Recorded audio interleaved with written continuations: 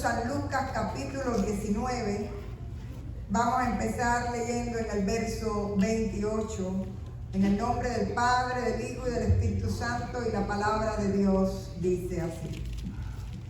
Dicho esto, iba adelante subiendo a Jerusalén, y aconteció que llegando cerca de Betfagé y de Betania, al monte que se llama de los Olivos, envió 2 de sus discípulos diciendo: id a la aldea de enfrente, y al entrar en ella hallaréis un pollino atado en el cual ningún hombre ha montado jamás.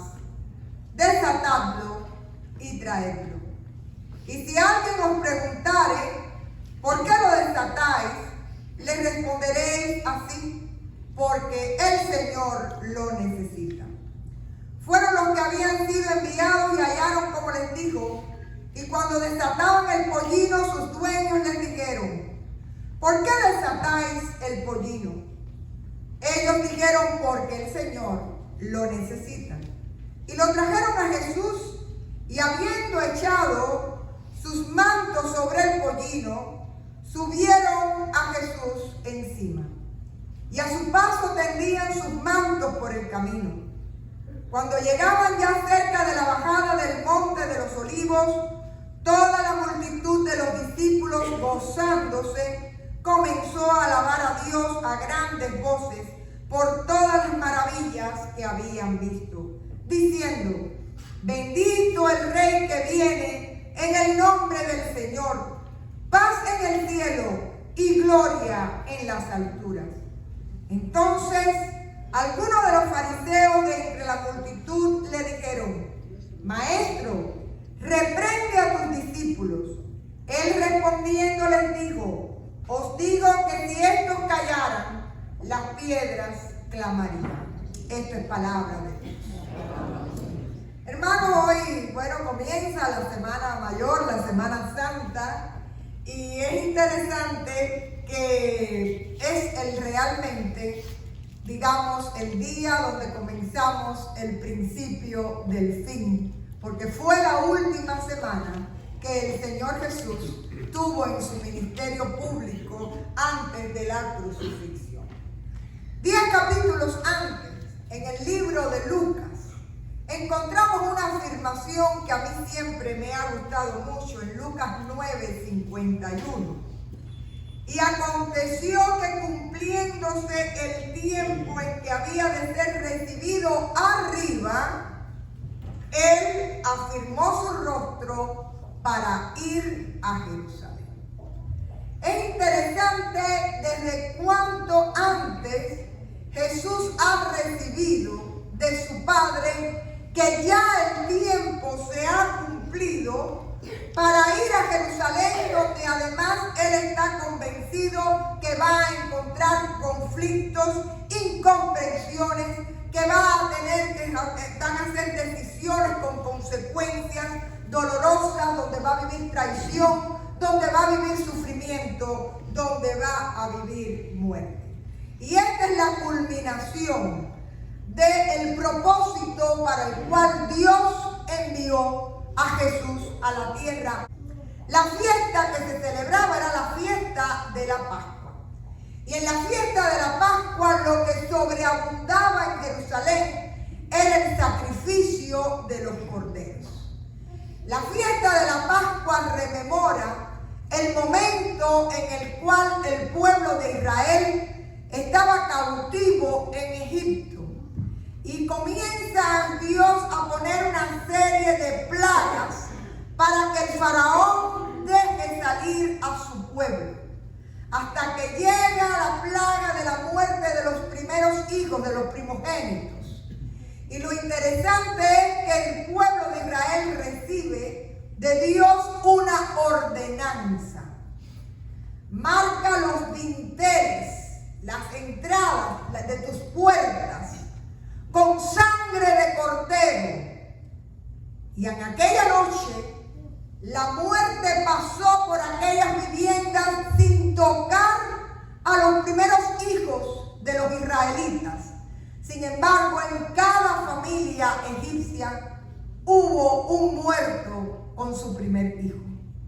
Así que la Pascua celebraba en alguna forma la memoria del Dios liberador que sacó al pueblo de Egipto, pero también celebraba la vida que había venido a dar la sangre de cada cordero que había manchado las puertas de cada uno de los israelitas. Esta fiesta trae a la memoria para cada uno de nosotros que conocemos el final de la historia la importancia de esta llegada de Jesús a Jerusalén, siendo el Cordero de Dios que ha de quitar el pecado del mundo. Era una costumbre recibir a la realeza de esta forma. Sin embargo, lo que es contradictorio es el animal que usa Jesús. Jesús usa un pollino que nunca había sido montado, reflejando que Él es un rey siervo que ha venido a darse un rey de paz. Pero el hecho de tirar mantas en el camino y de mover alepalmas era parte de la usanza. Ustedes pueden encontrarlo, los que les gusta anotar citas, en Segunda de Reyes 9:13. Leemos: entonces se apresuraron y cada uno tomó su manto y lo puso bajo Jehú sobre las gradas desnudas y tocaron la trompeta y dijeron: Jehú es rey. Quiere decir, para proclamar rey, para darle entrada a reyes. En este caso está el ejemplo del rey Jehú. Se ponían mantas en el piso como haciendo una alfombra, vamos a decir, para que pasara el rey sobre eso. Así que el pueblo, cuando comienza a recibir a Jesús, dando gritos de hosanna y victoriándolo de alguna manera, lo que está reconociendo que Jesús es rey, que Jesús es Mesías. Porque también ellos conocen la profecía de Zacarías 9:9. Alégrate mucho, hija de Sión, da voces de júbilo, hija de Jerusalén. He aquí tu rey vendrá a ti, él es justo y salvador, humilde y cabalgando sobre un asno, sobre un pollino, hijo de asno. Así que esta profecía estaba también en la mente y en el corazón de aquellos que aclamaban en la juventud, en la multitud. Y había de todo. Estaban aquellos que al entrar Jesús a Jerusalén andan preguntando quién es este. La gente de Jerusalén que no se ha enterado de quién es Jesús. Pero también tenemos aquellos que de alguna manera ya le conocen y que quieren callarle, que quieren matarlo, porque está siendo toda una amenaza para la religión judía y en especial para el templo. En medio de esto me gustaría comentarles un tema que es todo un tema. El tema de las expectativas.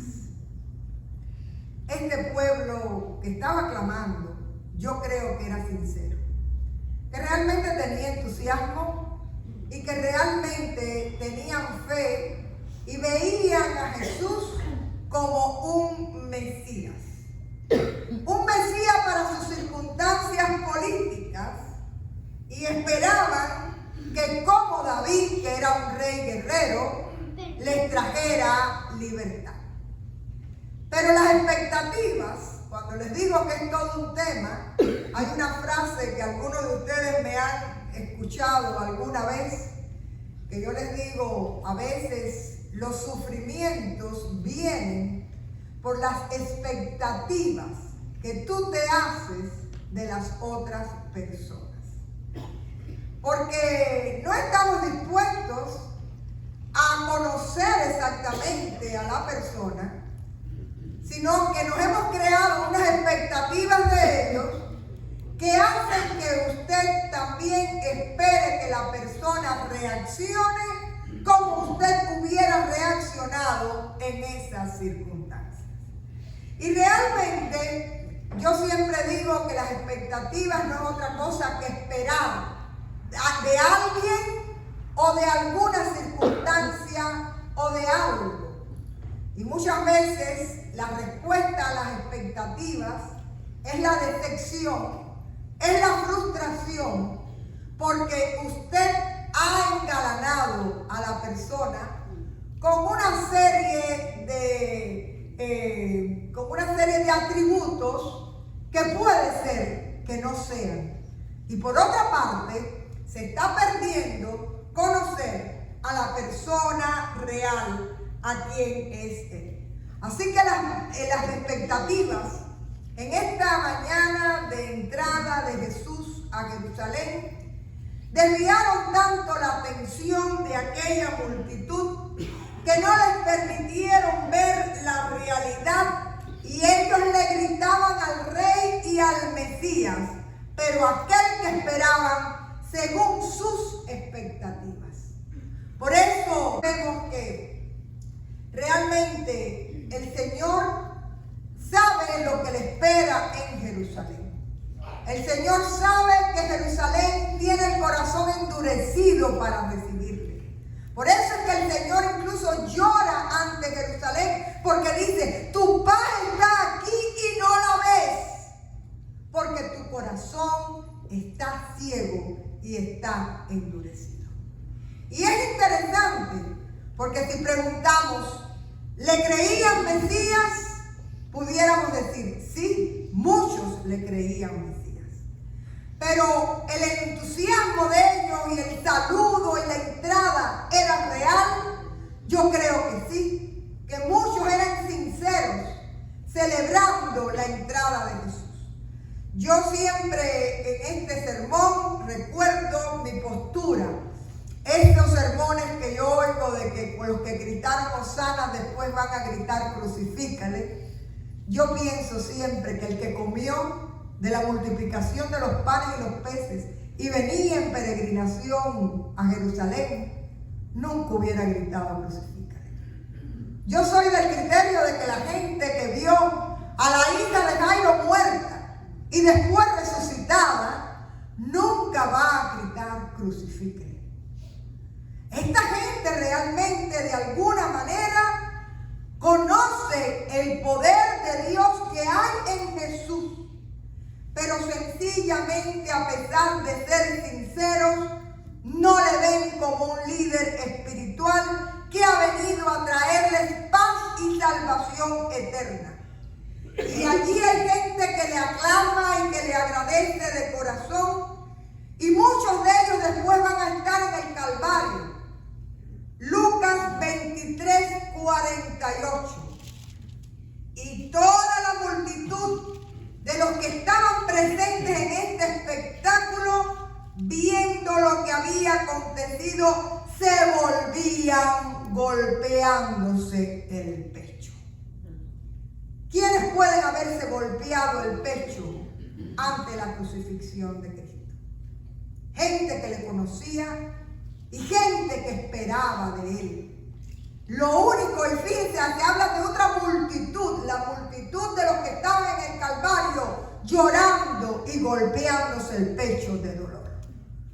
Y es probable que esa misma multitud haya sido la que en la entrada de Jerusalén haya gritado: Hosana, bendito el que viene en el nombre del Señor. Pero no supieron verle como Salvador de sus vidas, como Salvador del mundo.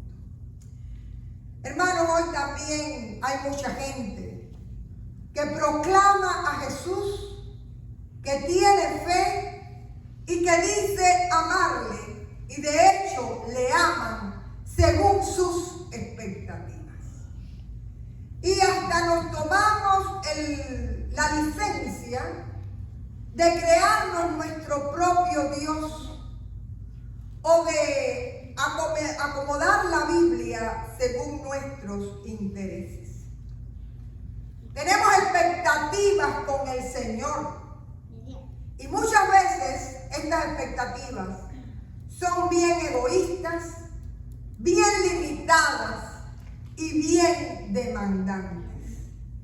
Dios para mí, cuando yo lo necesito y cómo lo necesito.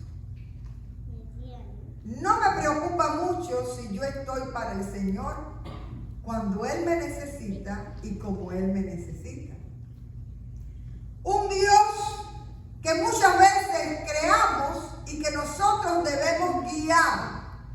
Le tenemos que dar las directrices de qué es lo que necesitamos. Cuando la palabra nos dice que antes que ustedes clamen, ya el Señor conoce. Nos creamos un Dios que necesita ayuda, como si su poder fuera limitado y su sabiduría imperfecta. Y yo he hablado en otras oportunidades de un pecado que yo he tenido que aprender a confesar y a trabajar. Y yo le he puesto el pecado de Sara. Dios le había dado la promesa a Sara de que iba a ser madre, pero Dios se demoraba según Sara, y entonces ella trató de darle una ayudita y le dio a Agar, a su esposo, para que por ahí viniera, porque parece que Dios necesitaba ayuda. A veces nosotros, queriendo tener el control, tratamos de dar soluciones sin darnos cuenta que la solución ya Dios la tiene, y que cuando Dios la tiene te va a sorprender allí donde Dios quiere que tú estés. Y que muchas veces nuestras ayuditas al Señor lo que hacen es entorpecer la historia. A veces queremos un Dios que utilizamos cuando lo necesitamos y que después tenemos el privilegio de olvidarnos de Él por un tiempo, porque de todas maneras Él va a seguir siendo fiel. Y yo me acerco o me alejo en dependencia de cómo vayan las cosas. Sin embargo, aclamar hoy a Jesús en la entrada a Jerusalén es reconocerle también como aquel que quiere entrar y ha entrado en nuestras vidas como Salvador. Aquel que se hizo siervo y como cordero pagó la deuda que todos los miles de corderos que se sacrificaban en Jerusalén no podía pagar. Porque cada peregrino venía a Jerusalén y para perdón de sus pecados ofrecía su sacrificio. Pero después tenía que volver a ofrecer otro sacrificio. Sin embargo, Jesús afirmó su rostro, entró en Jerusalén, oyó las hosanas, pero sabía lo que iba a pasar en Jerusalén. Y allí fue inmolado para que Él, como Cordero de Dios, pagara nuestro pecado y nuestra deuda con el Señor. Así que cuando usted deja entrar a Jesús en su vida, las expectativas que usted tiene tienen que ser conocerle y servirle y amarle como Él es. Usted no se lo va a hacer a su imagen. Ya el Señor es antes que usted. Y reconocer que usted le pertenece. Porque nos cuesta trabajo, porque nosotros no vivimos en tiempo de monarquía. Pero ustedes saben que en las monarquías los súbditos pertenecían al rey. Y con orgullo podemos decir, yo le pertenezco al Rey de Reyes y Señor de Señores. Usted es suyo y Dios es para usted también y usted para el Señor. Por eso el Rey de mi vida le debo también obediencia y lealtad. Soy yo el que le sirve y el que debe alegrar su corazón, porque soy yo quien le pertenece. Soy yo quien le adora y quien ofrece lo mejor para el Señor. Soy yo quien escucha, quien obedece, quien busca de su sabiduría. Cuando necesitamos algo, el Señor sabe lo que tú necesitas y siempre orar conforme a la voluntad del Señor y el tiempo perfecto del Señor. Y soy yo quien le debo al Rey fidelidad. Muchos hoy pueden decir, bendito el que viene en el nombre del Señor, Hosanna, un grito que significaba, sálvanos. Pero muy pocos están dispuestos a someterse a la autoridad del Rey. En esta mañana de Ramos, primeramente, agradézcale al Señor por poderle conocer.